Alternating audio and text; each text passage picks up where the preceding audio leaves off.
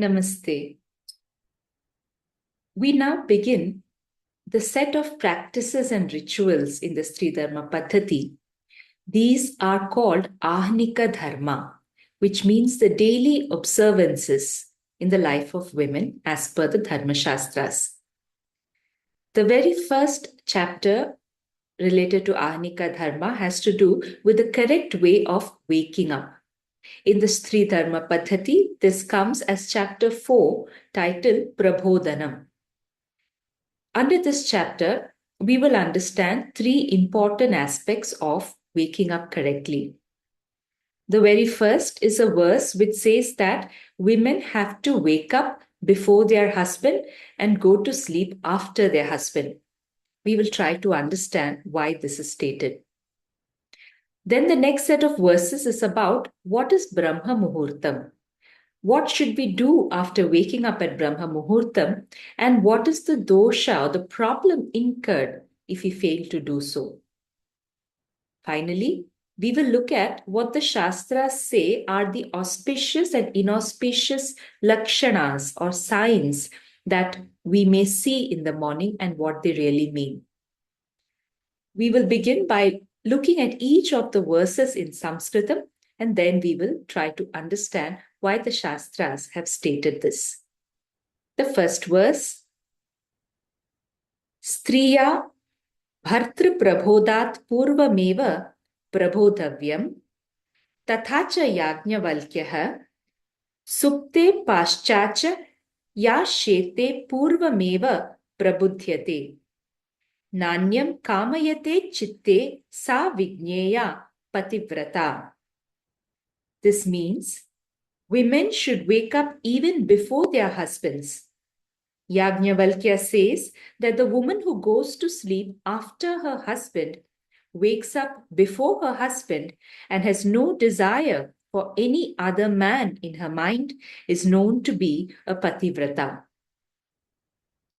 Now, we should always remember that Dharma Shastras are not texts which prescribe moral injunctions. Shastra itself means science, and Dharma means what is most conducive to one's natural state or one's biology. Vivaha, as we've discussed in the earlier chapter, brings together Pati and Patni in the role of Guru and Shishya. The same rule, meaning that the wife should wake up before the husband and go to sleep after the husband, this exact rule is also there for all disciples with respect to the Guru when they stay in the Gurukul. So the disciple also has to wake up before the Guru and go to sleep after the Guru. In fact, traditionally, in many Hindu families, there is the understanding and the practice that if there is an elderly person in the home, then everyone else should wait for that person to go to sleep and only then should they go to bed. Similarly, with waking up, all the others should wake up first and before the elderly person. This rule has to do with the way prana flows between two individuals when one has a higher potential of prana and the other has a lower potential. Moreover, in those relationships, such as that between the guru and the disciple or the husband and the wife, prana always flows from the guru to the disciple and from the husband to the wife. In all such cases, the source of prana must first be switched off. Whenever the mind is active, it is the thought that channels prana. So switching off the mind would mean that the person who's supplying the prana must first go to sleep, and only then should the other person who receives the prana should sleep. Similarly, while waking up too, the one who is the recipient of prana must first be awake, and only then should the supplier of prana be woken up. We can also explain this in the language of modern science, but that is a little technical and requires some understanding of advanced physics. It has been explained in the book and those who are interested can study the book. But the more practical way of knowing this is by putting it into practice. Women might observe that if they wake up after their husbands, there is a tendency for the body to experience a state of drained out energy.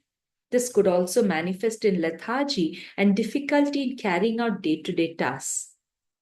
This would be all the more pronounced if the husband is someone who has a regular practice of sadhana. It could be yoga or mantra japa or any other rituals that he performs, in which case his body would naturally have a higher vibrationary state.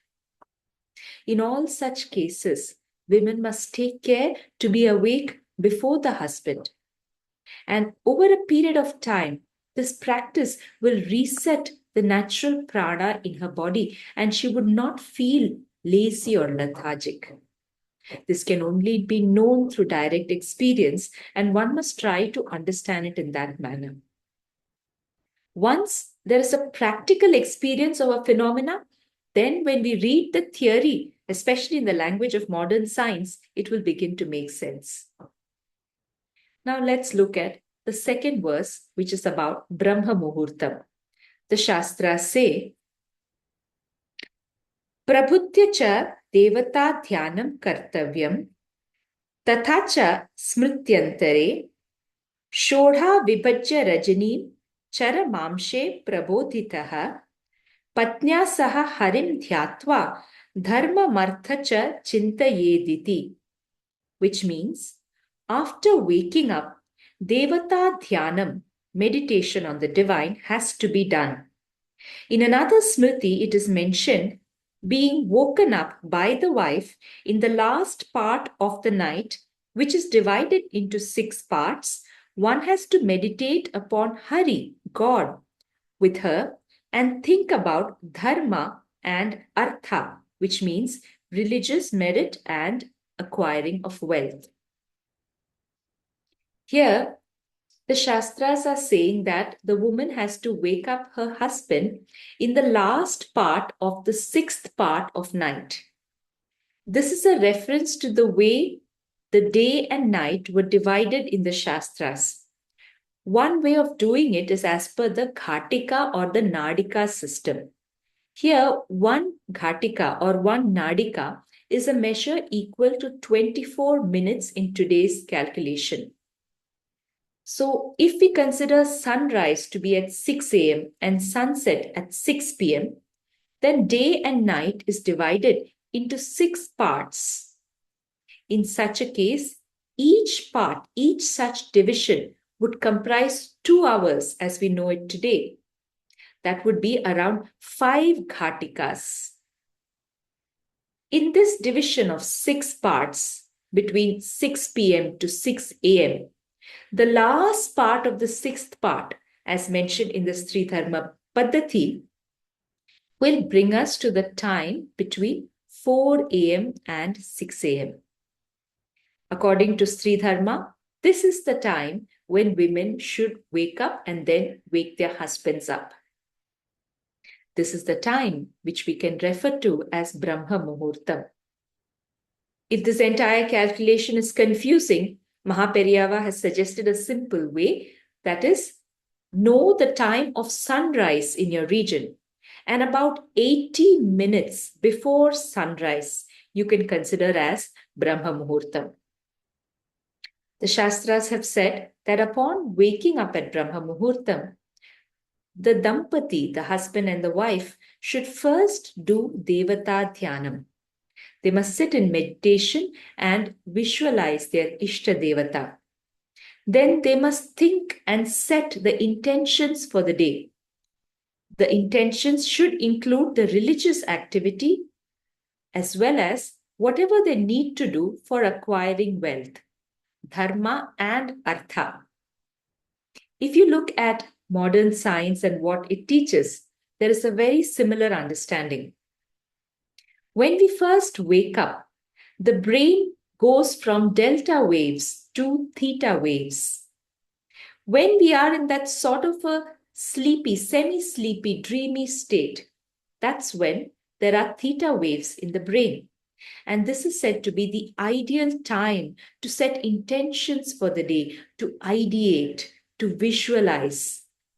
Because then we train the brain to act in that manner for the rest of the day. So this time of Brahma Muhurtam should be begun through Devata Dhyanam. There is a reason why the Brahma Muhurtam is the most effective time to do this process. And to understand that, we have to look at the next verse in the Stri Dharma Paddhatih. It says, Brahme Muhurte Nitra Karane Dosha Uktaha Smriti Ratnavalyam Brahme Muhurte Sevetam Shayanam Yatra Dampati Shamshana Tulyam Tatvesham Pitrubihi Parivarjitam.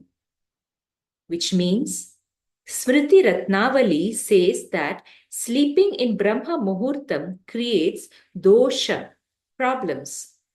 Wherever couples remain sleeping in Brahma Muhurtam, that house is equivalent to a burial ground, Shamshana, and is shunned by one's ancestors.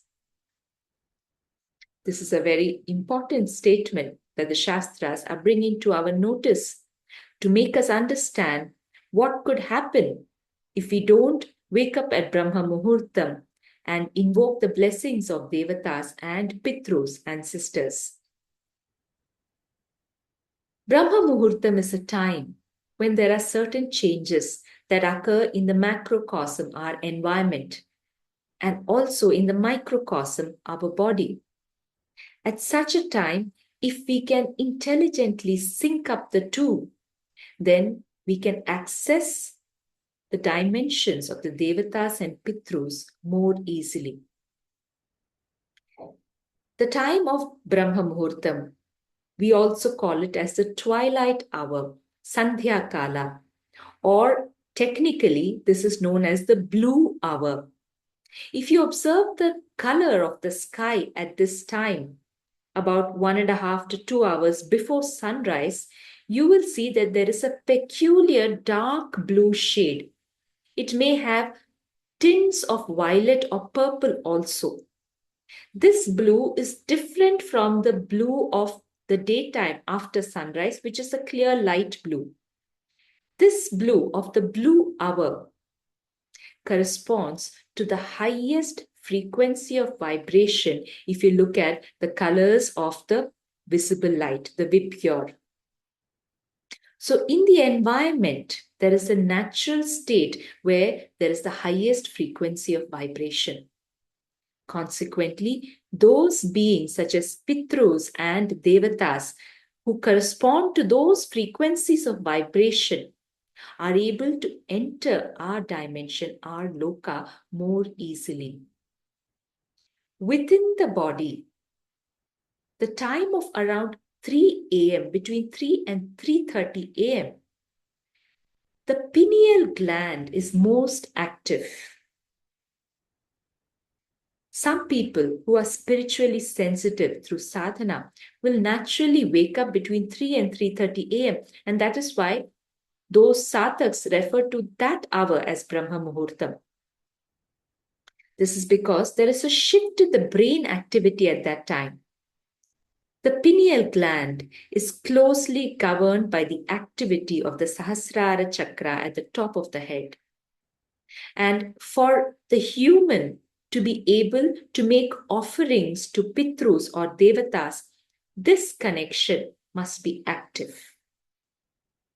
For men, as part of Sandhya Vandanam every day, they have to make the Pitru Tarpana, offering of water to the Pitrus during this hour.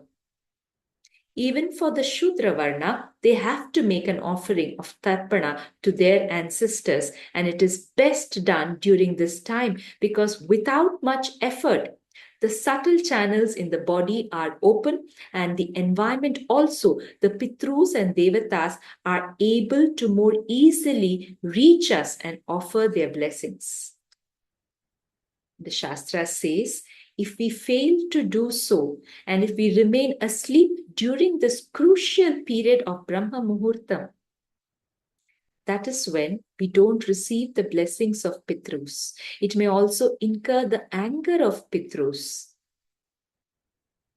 Some people might observe that dreams of Pitrus happen during this time of Brahma Muhurtam when they are asleep.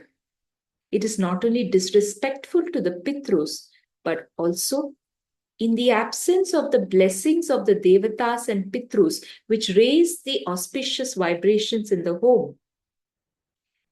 In the absence of that, the home becomes easily accessible to the beings from the lower realms. To avoid that, we must be awake during the Brahma Muhurtam, and men must make the offering of Tarpana, which is a Nitya Karma, to be performed every day to the ancestors. If one observes that the home is a space where constantly there are fights, disagreements, and arguments between the members, or if the members of the family are frequently falling sick without any apparent reason, then one of the ways to prevent it should be by waking up at Brahma Muhurtam and praying and invoking the blessings of Devatas and Pitrus. And they can start to see that the environment of the home and its impact on the inhabitants of the home will gradually start to change. There is also a biological reason why Brahma Muhurtam is the ideal time to wake up.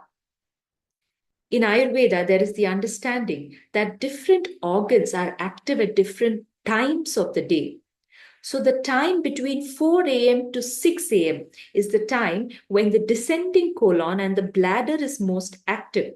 So it is the best time to empty the bowels.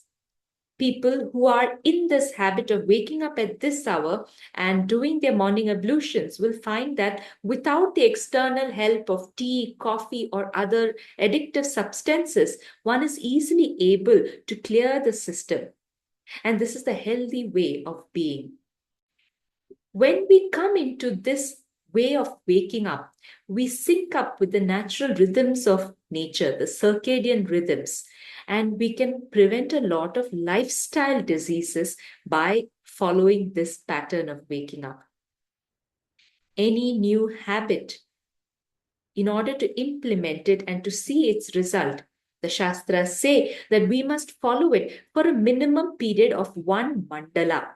1 mandala is anywhere between 41 to 45 days.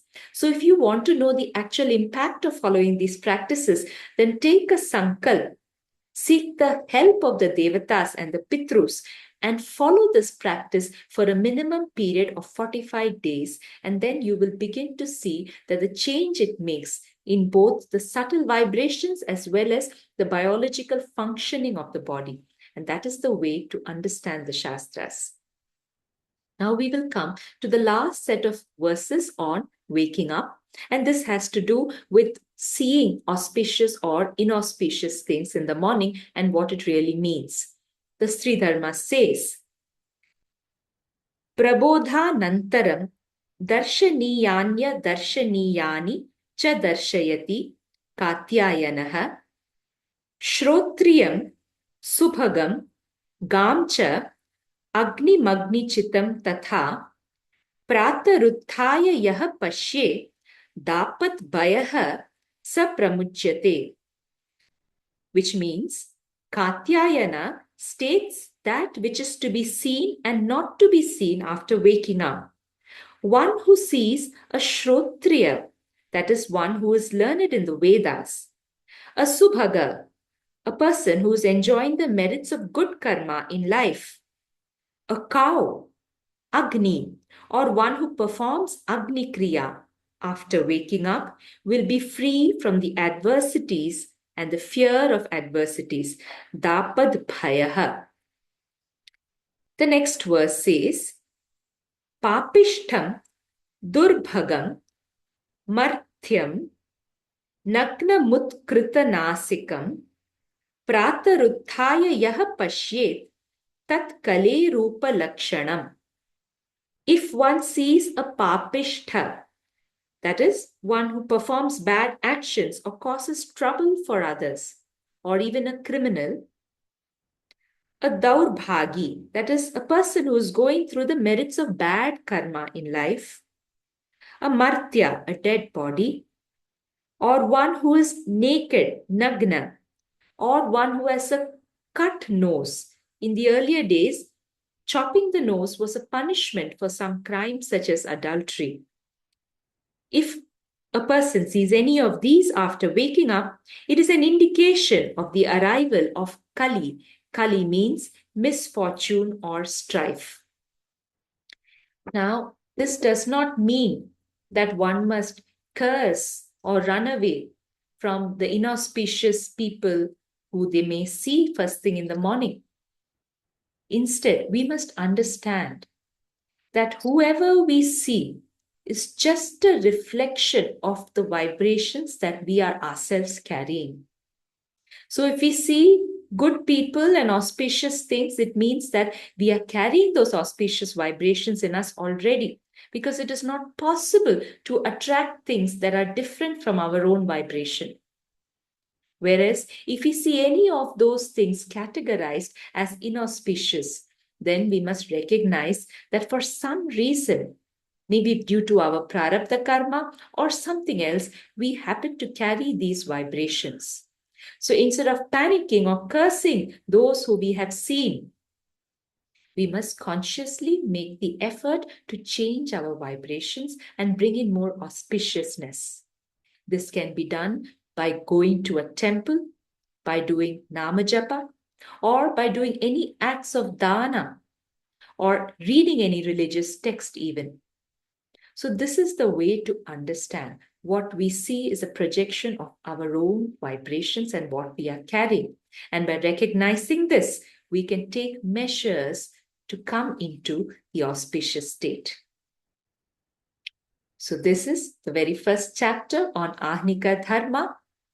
We must remember that to truly understand what the Shastras are saying, we must make the effort to put into practice the injunctions of Shastras and observe it for a period of at least one mandala.